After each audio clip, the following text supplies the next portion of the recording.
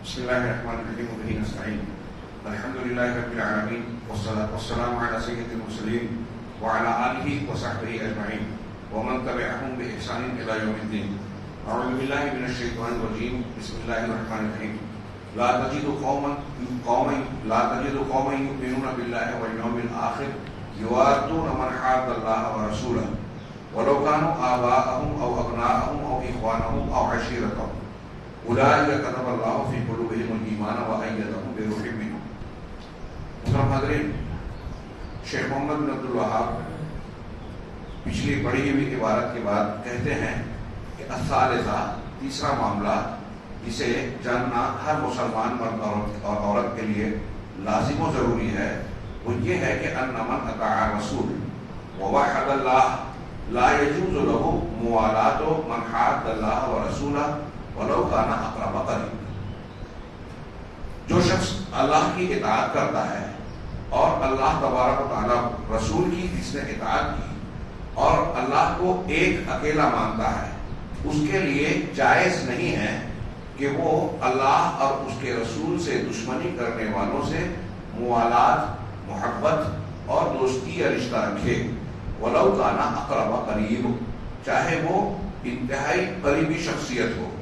شیخ محمد بن عبد الوہاب نے اس بات کی دلیل کے طور پر سورہ مجادلہ کی آیت نقل فرمائی کہ اس بات پر دلیل اللہ تعالیٰ کا یہ فرمان ہے، لا تجد قوما یؤمنون باللہ والیوم الآخر، کہ ایسی قوم، ایسے لوگ جو اللہ پر اور آخرت کے دن پر ایمان رکھتے ہیں، انہیں آپ نہیں پائیں گے یوادون، کہ وہ محبت کرتے ہوں، من حاد اللہ و رسولہ، ان سے جو اللہ اور اس کے رسول کی مخالفت کریں، دشمنی رکھیں، ولو کانوا آباءہم، چاہے وہ ان کے آباء و اجداد ہوں، باپ دادا ہوں، او ابناءہم، یا ان کے بیٹے ہوں، او اخوانہم، یا ان کے بھائی بند ہوں، او عشیرتہم، یا ان کے خاندان رشتے کے لوگ یا بیوی ہوں. اولئک کتب فی قلوبہم الایمان، یہی وہ لوگ ہیں جن کے دل میں اللہ نے ایمان کو لکھ دیا.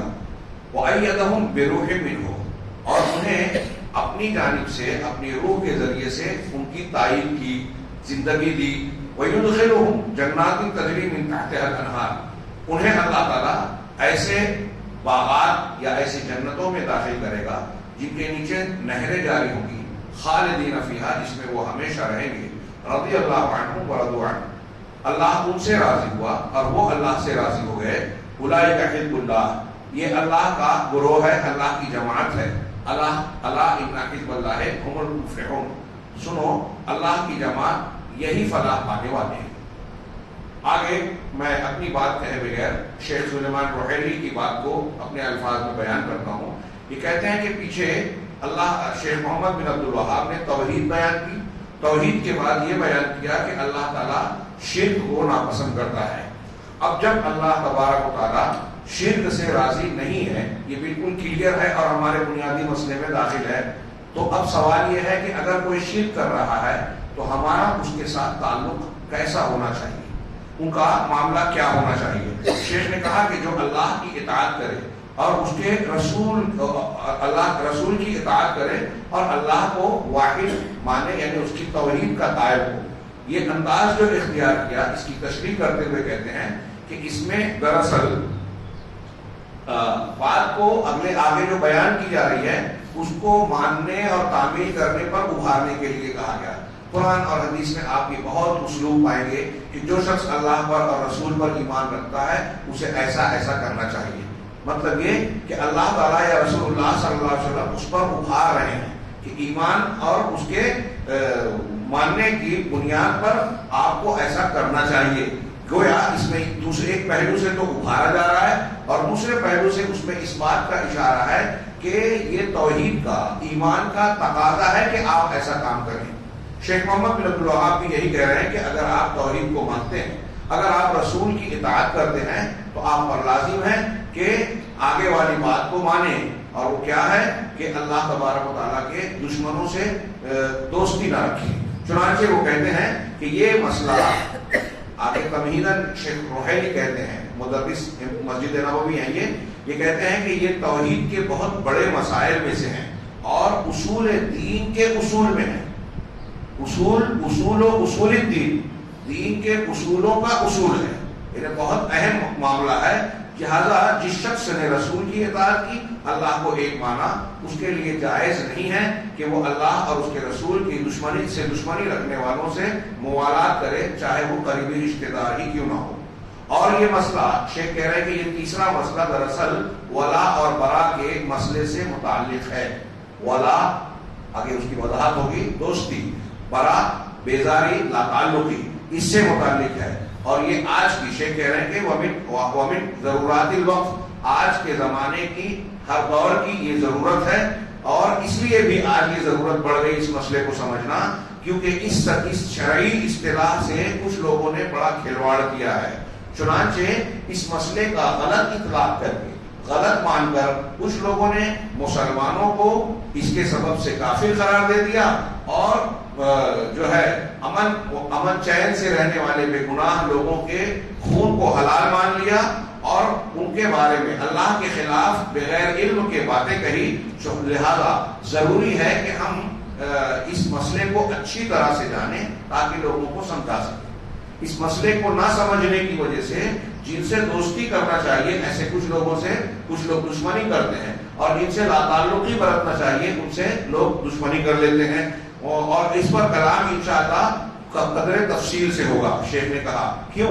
اس لیے کہ اس مسئلے کی بڑی اہمیت ہے، اور میں یہاں ایک جملہ جوڑوں کہ اس مسئلے کا یا اس معاملے کا تعلق ہماری زندگی کے چھوٹے سے چھوٹے مسائل اور بڑے سے بڑے معاملات سے جڑا ہوا ہے، اور اس کی بڑی شدید ضرورت ہے، بلکہ وہ موجودہ دور کا کی ایک لازمی ضروریات میں سے شامل ہے اگر ہم ایمان پر قائم رہتے ہیں۔ کہہ رہے ہیں کہ مسئلہ ولا اور برا کے مسئلے میں شرعی ضوابط کو میں عنقریب بیان کروں گا۔ میں شیخ کی بات کو آگے بڑھاؤں، ابھی جو قرآن کی آیت پڑھی تھی اس ضمن میں صرف ایک معاملہ ذکر کروں کہ رشتہ داری، قریبی رشتہ داری ہو تب بھی اللہ کے دشمنوں سے جو ہے ایک محبت نہیں کرنی چاہیے۔ اس کی اس آیت کے شان نزول میں کچھ لوگ کہتے ہیں کہ یہ غزوہ بدر میں جو صحابہ کرام شریک تھے ان کے تعلق سے نازل ہوئی۔ ہوا یہ کہ اہل ایمان کی طرف سے جو مسلمان تھے ان کے کئی رشتہ دار مشرکین اور کفار کی طرف سے آئے تھے۔ کہا جاتا ہے، روایتیں ہیں کہ حضرت ابو عبیدہ بن جراح رضی اللہ تعالیٰ عنہ امین و حاضر الامہ، اللہ کے رسول نے کہا اس امت کے امین اور عشرہ مبشرہ میں سے ایک ہیں۔ یہ کہتے ہیں کہ جنگ جب جاری تھی، شباب پر تھی، تو ان کے والد سامنے آئے۔ انہوں نے یہ دیکھ کر کہ والد ہیں ان کا مقابلہ کرنے کی بجائے دوسری طرف جانا چاہا، لیکن والد ہے کہ ان کے مقابلے پر آنے پر تلے ہوئے تھے۔ چنانچہ جب دیکھا کہ یہ مقابلہ ہی کرنا چاہتے ہیں تو ابو عبیدہ بن جراح نے مقابلہ کر کے ان کو قتل کر دیا، اپنے باپ کو۔ حضرت عمر فاروق رضی اللہ تعالیٰ عنہ نے اپنے سگے ماموں کو قتل کیا۔ حضرت مصعب بن عمیر رضی اللہ تعالیٰ وہ صحابی جو مکہ میں بڑے مالدار تھے، جن کے بارے میں روایتیں ہیں کہ جس گلی سے گزرتے تھے وہ مہکنے لگتی تھی، روز نئے لباس پہنتے تھے۔ مسلمان ہوئے تو گھر سے ساری چیزیں لے لی گئی، ایک چادر کانٹے لگا کر جو ہے وہاں رہتے تھے مدینہ میں۔ اللہ کے رسول صلی اللہ علیہ وسلم نے جب دیکھا تو آپ کی آنکھوں سے آنسو جاری ہو گئے۔ جنگ بدر کے بعد جب وہ میدان سے لوٹ رہے تھے تو ان کے سگے بھائی حبیب ابن عمیر جو کافروں کی طرف سے آئے تھے ان کو ایک انصاری صحابی نے قیدی بنایا اور باندھ رہے تھے۔ تو حضرت مصعب بن عمیر نے کہا ان کو اچھی طرح باندھو، اس کی ماں جو ہے بہت مالدار ہے تو ان کو اچھا فدیہ ملے گا۔ تو حبیب بن عمیر نے اپنے بھائی مصعب بن عمیر سے کہا کہ تم میرے بھائی ہو کہ میرے بارے میں تمہارا یہ کہنا ہے؟ تو حضرت مصعب بن عمیر نے جو بات کہی تھی وہ اس مسئلے کو واضح کر دی ہے۔ انہوں نے کہا کہ اس وقت یہ انصاری میرا بھائی ہے، تم میرے بھائی نہیں ہو، کیونکہ انصاری ایمان والا توحید والا تھا اور تم کفر اور شرک والے ہو، لہذا تمہارا میرا بھائی، تمہارا میرا معاملہ رشتے کا نہیں ہے۔ حضرت نوح علیہ السلام نے جب اللہ تبارک و تعالیٰ سے یہ کہا، اور ان کا بیٹا گفتگو کر رہے تھے کہ کشتی میں سوار ہو جاؤ، وہاں طوفان سے بچ نہیں پاؤ گے، تو اس نے کہا کہ میں پہاڑ پر بنا لوں گا۔ وہ حضرت نوح علیہ السلام نے جو بھی کہا بیچ میں موج آئی اور وہ بہہ کر ڈوب گیا۔ حضرت نوح علیہ السلام نے اللہ تعالیٰ سے دعا کی اور کہا کہ تم نے کہا تھا کہ تمہارے اہل و عیال کو میں بچاؤں گا، تو اللہ تبارک و تعالیٰ نے سرزنش کی، اپنے پیغمبر کو ڈانٹا۔ قرآن مجید میں موجود ہے سورہ ہود میں کہ آپ ایسا مطالبہ نہ کرو جاہلوں والا مطالبہ نہ کر، انی اعدک ان تکون من الجاہلین. اتنا سخت جملہ ہے ایک پیغمبر کو اللہ نے کہا کہ میں تم کو نصیحت کرتا ہوں کہ تم جاہلوں میں سے نہ ہو جاؤ. یہ انہ لیس من اہلک، یہ تمہارے خاندان کا فرد نہیں ہے، تمہارے اہل و عیال میں سے نہیں ہے.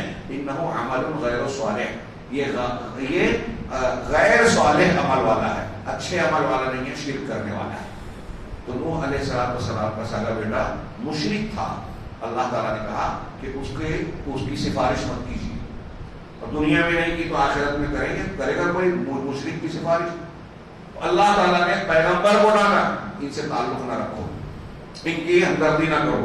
اب اس تناظر میں دیکھیے کہ ولا اور برا کا مسئلہ کتنا اہم ہے.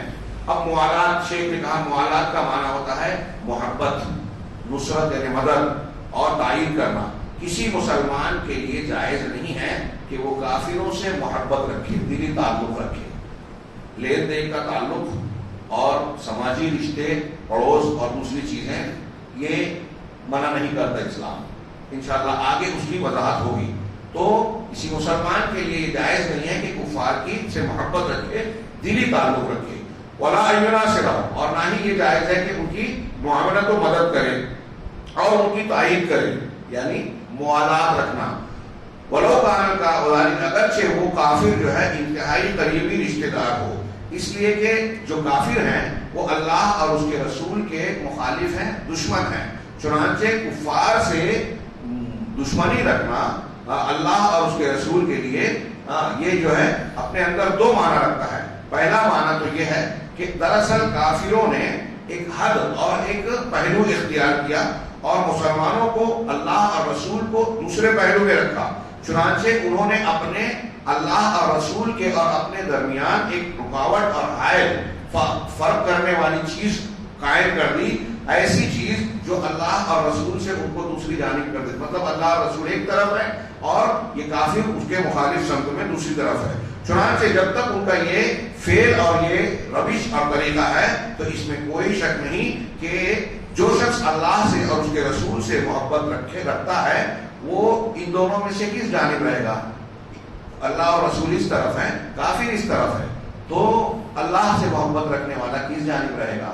اگر ادھر آتا ہے تو اللہ اور رسول کے مخالف سمت جا رہا ہے، اور اگر اللہ اور رسول کی طرف آ رہا ہے تو ان کا ساتھ اختیار کر رہا ہے، اپنے رشتہ داروں اور کافروں کے خلاف جا رہا ہے. اور یہ مسلمانوں کا یہی پہلو ہونا چاہیے، چاہے یہی جانب ہونا چاہیے اللہ اور رسول کا، ان کی طرف نہیں ہونا چاہیے چاہے وہ کتنا بھی قریبی رشتہ دار ہو. دوسرا معنی یہ ہے کہ اللہ اور اس کے رسول کے لیے دشمنی رکھنے کا مطلب یہ ہے کہ انہوں نے اپنے اور اللہ تعالیٰ کے اولیاء کے درمیان ہتھیار اور مختلف قسم کے ایسے سامان کی تیاری کر رکھی ہے جو مسلمانوں کو نقصان پہنچائے.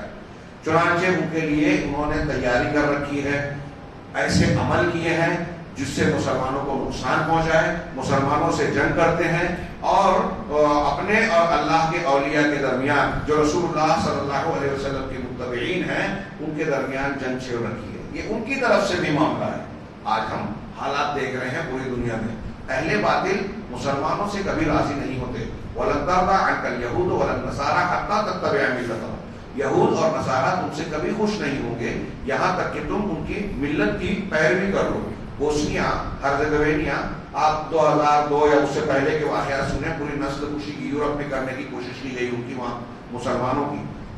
خود یورپ کے کچھ لوگوں کے بیانات آئے کہ ہمیں اسلام اور مسلمان قابل قبول نہیں ہیں. بوسنیا کے لوگ جو مسلمان تھے انہوں نے پورے طریقے سے یورپ اور مغرب کا کلچر اختیار کر لیا تھا. اس جنگ سے پہلے اگر آپ بوسنیا جاتے ہیں اور وہاں کے مسلمانوں کو دیکھتے تو لباس میں، رہن سہن میں اور تہذیب و ثقافت میں، کلچر میں پورے کے پورے یورپی نظر آتے تھے. کوئی دیکھ کے یہ نہیں کہہ سکتا تھا یہ مسلمان ہے، یہ خود ان کا بھی اعتراف تھا. تو یورپ والوں نے کہا کہ انہوں نے ہماری تہذیب اور کلچر پورا بظاہر اختیار کر لیا تھا، تب بھی ہم ان سے راضی نہیں ہوئے کیونکہ ان کے دل میں جو ایمان کی چنگاری ہے نا وہ کبھی بھی بھڑک سکتی ہے اور ہمارے لیے نقصان دہ ہو سکتی تھی. اس لیے ہم مسلمانوں کو بطور مسلم برداشت نہیں کر سکتے. یہ ایک میں نے مثال دی. اور پھر اس کے مظاہر آج پوری دنیا میں جو نظر آ رہے ہیں کہ ایک عام آدمی کسی غیر مسلم کا ہم اگر ایک انسانی حیثیت سے مروت اور جذبہ ہمدردی رکھتے ہیں تو کسی بے گناہ بچے کا قتل ہو جائے، ایکسیڈنٹ ہو جائے تو ہمارا دل بھر آتا ہے، کسی غریب آدمی کا گھر ٹوٹ جائے تو ہمیں رحم آتا ہے، ہمدردی پیدا ہوتی ہے. لیکن جب دشمنی کے جذبات سے انسان معمور ہوتا ہے تو اپنی اس انسانی فطرت کو دبا دیتا ہے اور اسے دوسروں کو نقصان پہنچانے میں مزہ آتا ہے. آج ہم ہندوستان کے ماحول میں بھی دیکھ رہے ہیں کہ گھروں کو توڑا جا رہا ہے، گھر جلائے جا رہے ہیں، دکانیں جلائی جا رہی ہیں، نقصان پہنچایا جا رہا ہے، قتل کیا جا رہا ہے، اور اس پہ لوگ جو ہے دیدہ دلیری سے اس طرح کے بیانات دیتے ہیں کہ ہم نے کوئی غلط کام نہیں کیا یا کرنے والوں نے کوئی غلط کام نہیں کیا. بہرحال یہ ہمیں نظر آتا ہے جو یہاں شیخ نے بیان کیا کہ ان مسلمانوں نے اللہ اور رسول سے دشمنی مول لی، تو اس دشمنی کا مطلب یہ ہے کہ اللہ کے نیک بندے، اولیاء، صالحین اور مومنین کے خلاف جنگ چھیڑ رکھی ہے، یا تو تیاری کر رکھی ہے یا بالفعل ان سے قتال کرتے ہیں، یا قوت کے اعتبار سے ایسی تیاری کرتے ہیں، استعداد کرتے ہیں کہ جب انہیں موقع ملے گا تو وہ اس کام کو انجام دیں گے.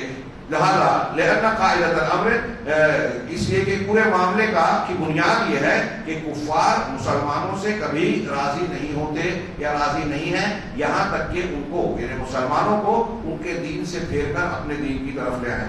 چنانچہ جب بیان اور زبان سے وہ مسلمانوں کو اپنے دین اور مذہب میں نہیں لا پاتے تو ان کو لوٹانے کے لیے وہ کوشش کرتے ہیں کہ ہتھیار کا استعمال کریں، قوت اور بل کا استعمال کریں. جیسا کہ ہم دیکھ رہے ہیں یہاں ہندوستان میں گھر واپسی کی کیسی تحریک چلائی گئی تھی. یہ کفار کے سلسلے میں اصل اور بنیاد ہے.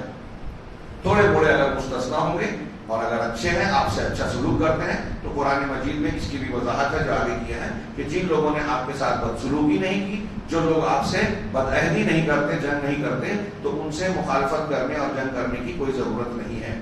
ان کا اور ہمارا تعلق دعوت کا ہوگا اور ایسے لوگوں سے اچھے سلوک کے اپنے اپنے مقامات ہیں. اسی لیے مسلمانوں پر واجب ہے کہ اللہ کے اپنے دشمنوں سے، اللہ کے دشمنوں سے، اس کے رسول صلی اللہ علیہ وسلم کے دشمنوں سے موالات کا معاملہ، محبت و تائید کا معاملہ نہ رکھیں، چاہے وہ کتنے بھی زبردست قرابت دار ہوں. اس لیے کہ کسی سے محبت رکھنا اور اس کی مدد کرنا، اس کی اصل بنیاد ایک مسلمان کے نزدیک کیا ہونی چاہیے؟ اصل بنیاد کیا ہونی چاہیے؟ تو شیخ نے اس کا جواب دیا، بہت اچھی طرح سمجھے کہ کسی سے محبت و تائید کی بنیاد دین ہے، اور دین میں بنیاد ہے عقیدہ و منہج. آگے ہم پڑھیں گے لیکن میں ایک اشارہ کروں. ہم بہت سے مسلمانوں کو دیکھتے ہیں، ایک مسلمان صحیح عقیدے والا ہے، میں ایک مثال دے رہا ہوں، ایک مسلمان صحیح عقیدے والا ہے اور اس کے اندر کچھ اخلاقی یا معاملات کی خامیاں، غلطیاں نظر آتی ہیں. ایک مسلمان غلط عقیدے والا ہے اور جو اخلاقی خامی اس کے اندر ہے وہ اس کے اندر نہیں ہے، بظاہر وہ اچھا دکھائی دیتا ہے. تو کون سا مسلمان ان دونوں میں سے ہماری دوستی کا اور دشمنی کا مستحق ہے؟ بتائیے. ایک اصول میں بتا رہا ہوں اور یہ بہت بڑی بنیاد ہے. آج عالم اسلام میں اس کو نہ سمجھنے سے کیا ہو رہا ہے معلوم ہے کہ ایک بہت بڑا طبقہ، بہت سی جماعتیں اور گروہ اور مسلمانوں کے بہت سارے لوگ جو سوشل میڈیا پہ بہت سرگرم عمل رہتے ہیں، اخبارات میں رہتے ہیں، وہ ان لوگوں کے خلاف بہت کچھ بولتے ہیں جن کا عقیدہ درست ہے، اور ان لوگوں کی تائید کرتے ہیں جو شرک کرتے ہیں، جن کی پوری تاریخ رہی ہے کہ اسلام اور مسلمانوں کو نقصان پہنچائے. روافض، شیعہ، جب سے ان کا وجود ہوا ہے آج تک پوری اسلامی تاریخ میں ہمیشہ انہوں نے نقصان پہنچایا ہے.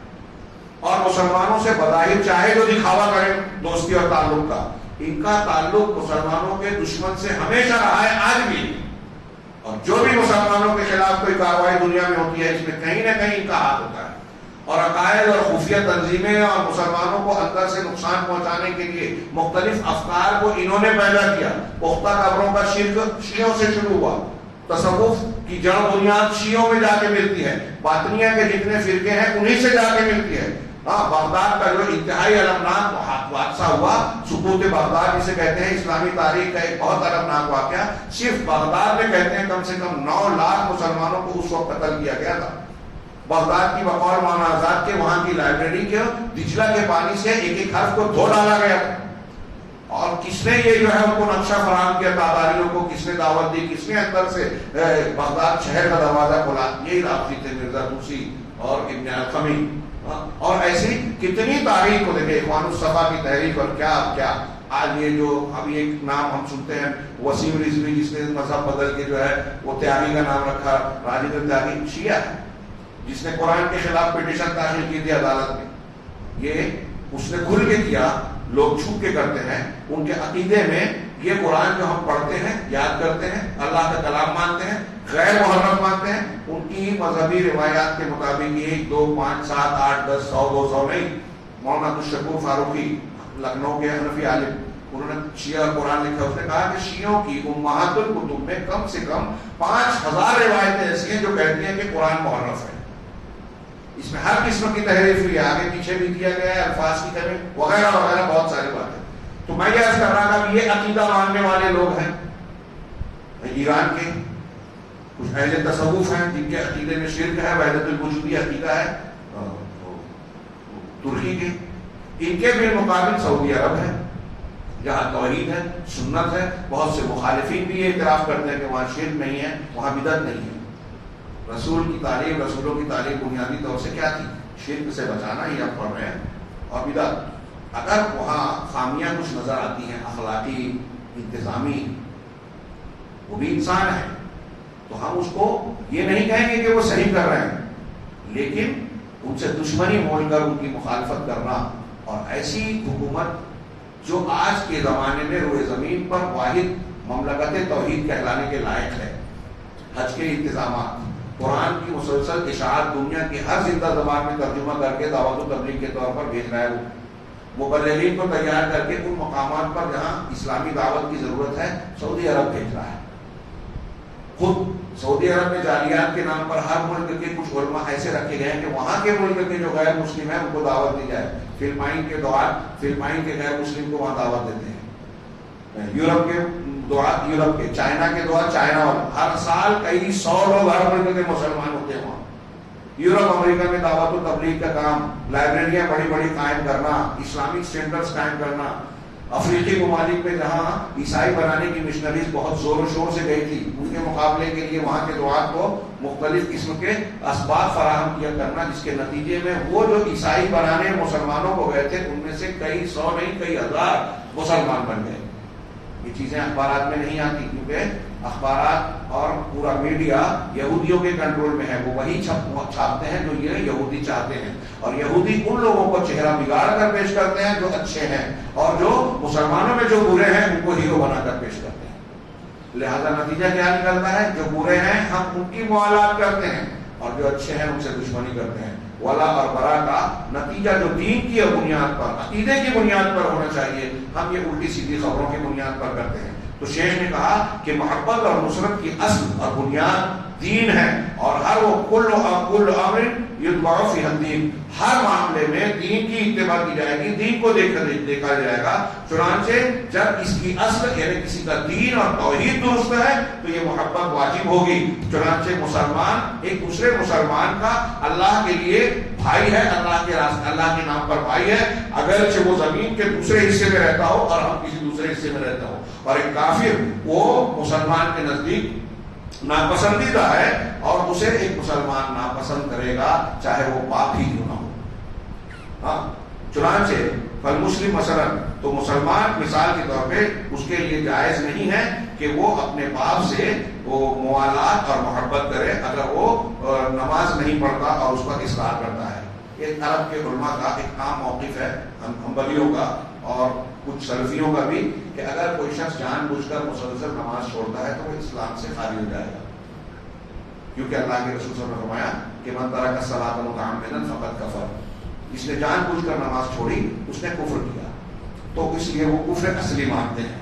دوسرے اہل حدیث علماء کہتے ہیں اور ائمہ کہتے ہیں کہ یہ کفر عملی ہوگا، دوسرے گناہ کبیرہ کی طرح. اس پر سزا ضرور دی جائے گی، لیکن اس کو توبہ کا موقع دیا جائے گا، اور پھر اس کی تفصیل بیان کرتے ہیں. لیکن عرب علماء کا ایک فتویٰ ہے کہ وہ کافر ہو جائے گا. اگر بے نمازی انسان کافر ہے تو مسلمان عورت کو اس سے طلاق لے لینا چاہیے. مر گیا تو اس کو قبرستان میں، مسلمانوں کے قبرستان میں دفن نہیں کرنا چاہیے. وہ اپنے مرنے والے مسلمان رشتہ دار کا وارث نہیں ہو سکتا. وہ مرے تو مسلمانوں کو اس کے ترکے سے حصہ نہیں لینا چاہیے. وہ کافروں کی طرح برا معاملہ ہوگا. تو وہی اسی کی بنیاد پر کہا کہ وہ کافر ہے. ہم یہاں دوسری بنیاد پر کہیں کہ اگر کوئی کافر ہے، پاپی ہے، تو اس سے دوستی تعلق اور محبت کا معاملہ نہ کرے، چاہے وہ مسلمانوں کا نام رکھتا ہو. ہاں لیکن یہاں ایک وضاحت ضروری ہے کہ یہ چیز والدین کے ساتھ حسن سلوک سے نہیں روکے گی. ہمیں محبت نہ ہونا یہ دوسری چیز ہے، اور ان کے ساتھ حسن سلوک کرنا یہ الگ چیز ہے. اللہ تعالیٰ نے قرآن میں کہا کہ وَإِن جَاهَدَاكَ عَلَىٰ أَن تُشْرِكَ بِي مَا لَيْسَ لَكَ بِهِ عِلْمٌ فَلَا تُطِعْهُمَا. اگر تمہارے ماں باپ اس بات پر مجبور کریں کہ میرے ساتھ شرک کرو جس کا تمہارے پاس کوئی علم اور دلیل نہیں ہے، فَلَا تُطِعْهُمَا، تو ان کی اطاعت نہیں کرنا. لیکن آگے اللہ نے فوراً کہا وَصَاحِبْهُمَا فِي الدُّنْيَا مَعْرُوفًا، کہ دنیا کے معاملے میں ان کے ساتھ اچھا برتاؤ کرو، اچھی طرح رہو. حضرت سعد بن ابی وقاص رضی اللہ تعالیٰ عنہ جب مسلمان ہوئے تو واقعہ بیان کیا جاتا ہے کہ روایتیں موجود ہیں کہ ان کی والدہ نے، وہ اپنی والدہ سے بہت محبت کرتے تھے، وہ اس وقت کفر پر ہی تھی، تو ان کی والدہ نے کہا کہ جب تک تو واپس محمد کا ساتھ چھوڑ کر اپنے پرانے دین میں نہیں آ جاتا، میں نہ کھانا کھاؤں گی نہ پانی پیوں گی. حضرت سعد بن ابی وقاص رضی اللہ عنہ ان کو سمجھاتے رہے. مجھے یاد پڑتا ہے کہ 3 دن تک سمجھایا، والدہ نہیں مانی. تو آخر میں جب دیکھا کہ یہ ماننے کے لیے تیار نہیں ہے تو حضرت سعد بن ابی وقاص نے کیا کہا امی جان یہ صحیح ہے کہ میں آپ سے بہت محبت کرتا ہوں، لیکن یہ آپ سن لیجئے کہ آپ جیسی 100 مائیں بھی اگر قربان ہو جائیں تو میں محمد صلی اللہ علیہ وسلم اور ان کے اختیار کیے ہوئے دین کو نہیں چھوڑ سکتا. آخر میں ان کی والدہ سمجھ گئی کہ یہ واپس نہیں آئیں گے تو کھانے پینے پہ مجبور ہوئی. تو والدین کے ساتھ اس نے سلوک کیا جائے گا، لیکن محبت، مودت، دل کا تعلق یہ منقطع ہو جائے گا. اس اصل عظیم کی، اس بڑی بنیاد کی دلیل جو شرک سے براءت، مشرکین سے براءت اور ان سے محبت نہ رکھنے کی دلیل ہے، قرآن کی یہ آیت ہے جو ہم نے پڑھی.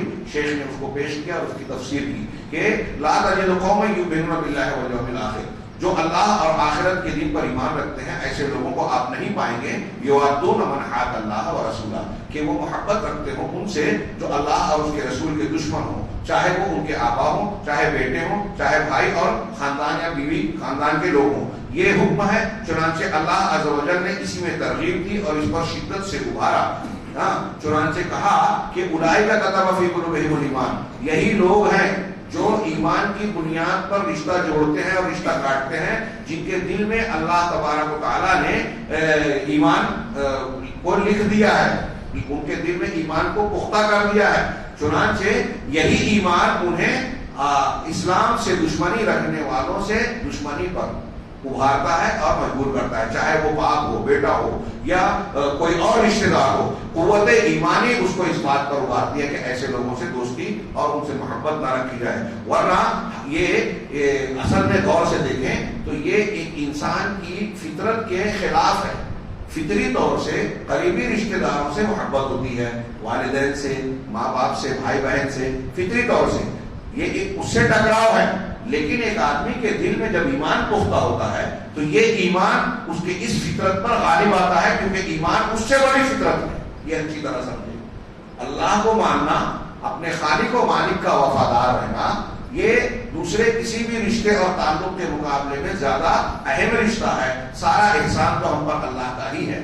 ماں باپ محسن ضرور ہے لیکن اللہ کی وجہ سے ہیں. اللہ تبارک و تعالیٰ اصل احسان کرنے والا ہے. ماں باپ بھی اسی نے دیے، ماں باپ کو بیٹے بھی اسی نے دیے. چنانچہ اللہ تبارک و تعالیٰ کی ان کی محبت سے اگر ان کی محبت کا ٹکراؤ ہو تو پھر اللہ کی محبت کو ترجیح دی جائے گی اور قریبی آدمی کی محبت کو جو ہے مغلوب کیا جائے گا. ایمان جب انسان کے دلوں میں مضبوط ہوتا ہے تو انسان کی اس فطرت پر وہ غالب ہوتا ہے اور ایک انسان جو ہے وہ اس بنیاد پر اپنے قریب ترین رشتے دار چاہے باپ ہی کیوں نہ ہو اس سے بغض اور اناد رکھنے والا بن جاتا ہے. یہ بہت عظیم صفت ہے اور بہت بڑی اللہ تعالیٰ کی جانب سے بہت بڑی گواہی ہے. ایک آدمی اگر اس مرحلے میں، اس معاملے میں کامیاب ہوتا ہے تو وہ اپنے ایمان کو گویا کھرا ثابت کر رہا ہے اور اللہ کی طرف سے یہ گواہی ہے کہ اولئک کتب فی قلوبہم الایمان، یہ وہ لوگ ہیں جن کے دلوں میں اللہ نے ایمان کو راسخ کر دیا وَأَيَّدَهُم بِرُوحٍ مِّنْهُ، اور اپنی جانب سے روح سے ان کی تائید کی، یعنی اپنی مدد سے اپنی تائید سے ان کو طاقت دی اور ان کے دلوں کو زندہ بنا دیا، کیونکہ دلوں میں اس کی وجہ سے روح ہے اور حیات ہے، اور یہ روح اور حیات کون سی ہے؟ ایمانی زندگی ہے، دین کی زندگی ہے، اسلام کی زندگی ہے۔ وَأَيَّدَهُم بِرُوحٍ مِّنْهُ، یہ دنیا میں ان کی حالت ہے۔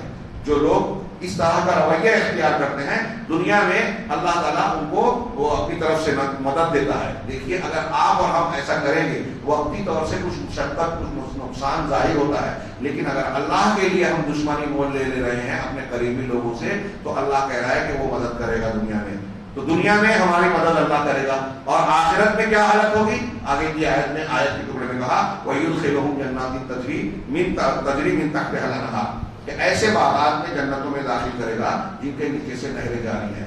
یہ نہریں جاری ہونا تصور کیجئے، باغات ہو، نیچے سے نہر جاری ہے، محل ہے، اور پھر اس میں ایسی ایسی نعمتیں جسے کسی آنکھ نے دیکھا نہیں، کان نے سنا نہیں، دل نے سوچا نہیں، ہاں، جس میں وہ ہمیشہ ہمیشہ رہیں گے۔ دنیا میں کتنا بھی شاندار گھر بنا لو، کتنی بھی پراپرٹی بنا لو، پوری دنیا کما لو، یہ چھوٹ جائے گی۔ یہ تصور ہی انسان کا مزہ ابتدا کرتا ہے۔ جنت میں یہ خطرہ، یہ اندیشہ انسان کو نہیں ہوگا، اس میں وہ ہمیشہ ہمیشہ رہے گا۔ رضی اللہ عنہم ورضوا عنہ، اللہ ان سے راضی ہوا اور وہ اللہ سے راضی ہوئے۔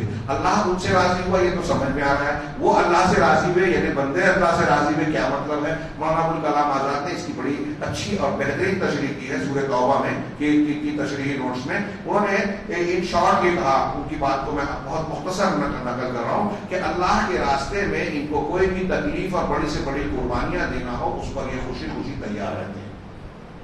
انہوں نے مثال دی کہ ایک آدمی بیمار ہے، کڑوی دوا اسے پلائی جائے، انجیکشن لگایا جائے تو تیار نہیں ہوتا، زبردستی پکڑ کر انجیکشن لگانا پڑتا ہے، منہ میں دوا ڈالنا پڑتا ہے، ہاں، تو یہ ہوا زبردستی کا۔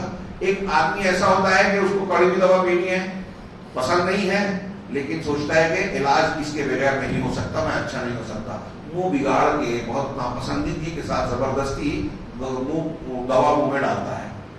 لیکن ایک تیسرا انسان ایسا ہوتا ہے کہ اسے اگر کڑوی دوا بھی دی جائے تو وہ اس طرح مزہ لے کے پیتا ہے جیسے میٹھا شربت پی رہا ہے، شیریں شربت۔ تو ایمان میں بھی مولانا ابوالکلام آزاد نے کہا کہ یہی تین حالتیں ہیں۔ کچھ لوگ زبردستی مسلمان ہوتے ہیں ماحول کو دیکھ کر، کچھ لوگ نہ چاہتے ہوئے کچھ چیزیں کرتے ہیں، دل نہیں ہو رہا ہے چلو نماز پڑھ لیں، دل نہیں ہو رہا ہے روزہ رکھ لیں۔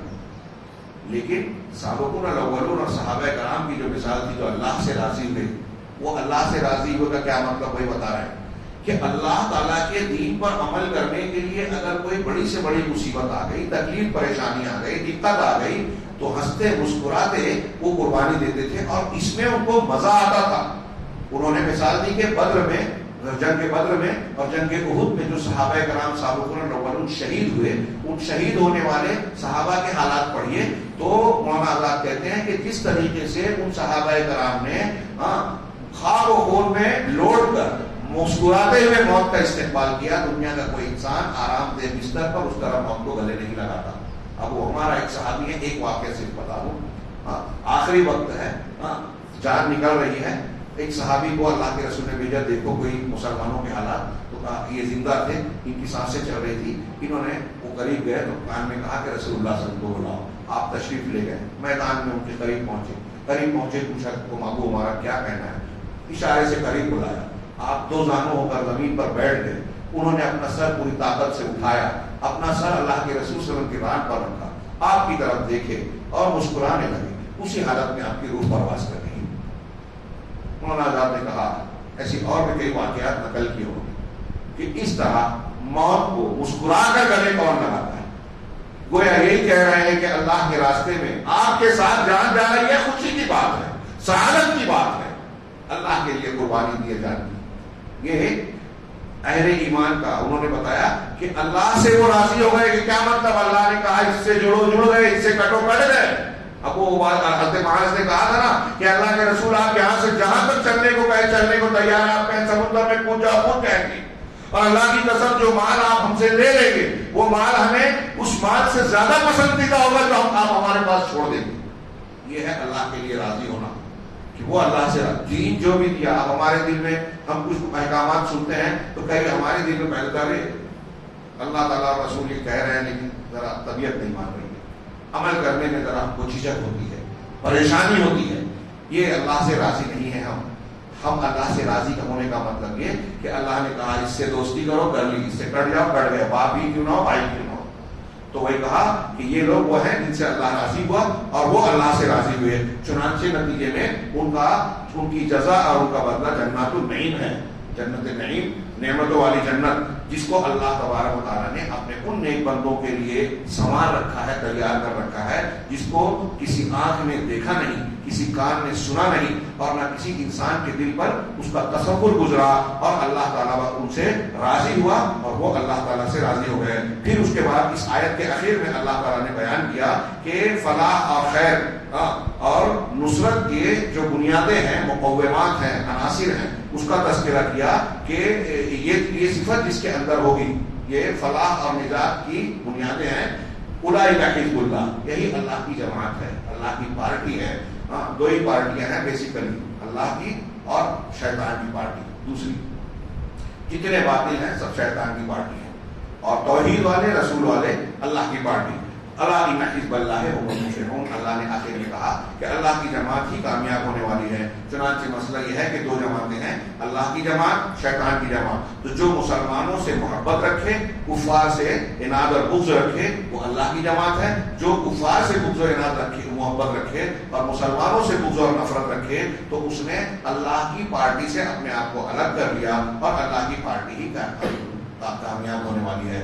یہ یہاں تک کہنے کے بعد شیخ نے آگے کہا کہ یہ بہت عظیم الشان مسئلہ ہے جو اہل علم کے نزدیک ولا اور برا کے مفہوم سے جانا جاتا ہے، اور یہ اتنا بڑا معاملہ ہے کہ اسلام میں اس کا بہت اونچا مقام ہے. اس مسئلے کو علماء سلف میں بہت بڑے بڑے علماء نے عقیدے کی کتابوں میں اصولی اور بنیادی مسئلے کی حیثیت سے بیان کیا ہے. لہذا ہم اس کی کچھ تفصیل آگے کی سطور میں پڑھیں گے انشاءاللہ. اگلے 2-3 درس میں ہم اس مسئلے کو جانیں گے. اللہ تعالیٰ ہمیں صحیح دین کو سمجھنے اور اس کے مطابق زندگی گزارنے کی توفیق دے، اور اس کی برکت سے دنیا اور آخرت میں کامیابی سے نوازے. وآخر دعوانا الحمدللہ رب العالمین.